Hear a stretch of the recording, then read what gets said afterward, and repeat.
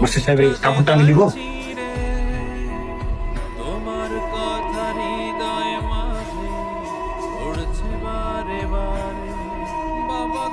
Master সাহেব আমি এগুলো নিয়ে যাই।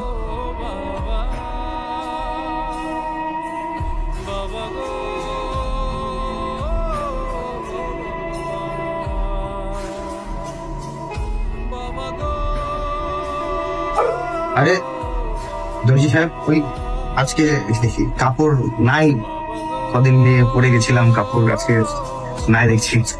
ওই কাটা কাপড়ের বস্তা গুলা আমি হাতে রেখেছি, প্রত্যেকদিন নিয়ে যাও, নিয়ে যেয়ে ওইগুলা সব কোথায় গাড়ি মাড়ি পরিষ্কার করো। আরে না না দর্জি সাহেব, আপনি ভুল হচ্ছেন। আমি আসলে ওই যে সামনে ঈদ তো, আপনি কে জানে মানুষের গরিব হাল ভাই, আপনি বুঝবেন কিনা। মানে আমার বাড়িতে 4 বছরের বাচ্চা আছে, তো সবারই তো ঈদ মনে হয় যে ঈদে একটু ভালো জামা কাপড় পরবে।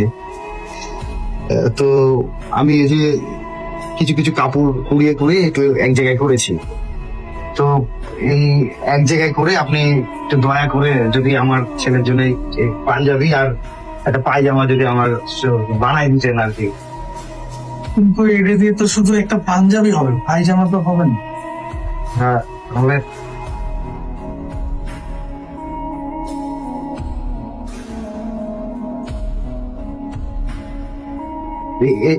এটা দিয়ে তো একটা পায়জামা হয়ে যাবে দর্জি সাহেব। মানে দর্জি সাহেব আসলে আপনি এটা বানাই দেন, আমি আপনার মজুরির টাকা দিতে পারবো কি না জানি না, তবে আমি আপনাকে কথা দিলাম যে আমি প্রতিদিন এসে আপনার দোকান পরিষ্কার করে দিব, আপনার দোকানে পানি এনে দিব, 2 বেলা এসে দোকান পরিষ্কার করে দিব, আপনি শুধু একটু এর মধ্যে বানাই দেন। আমি তাহলে আপনি করে রাখেন, আমি এই দিন একদিন আগে দিলেই হবে। আমি হ্যাঁ একদিন আগে দিলেই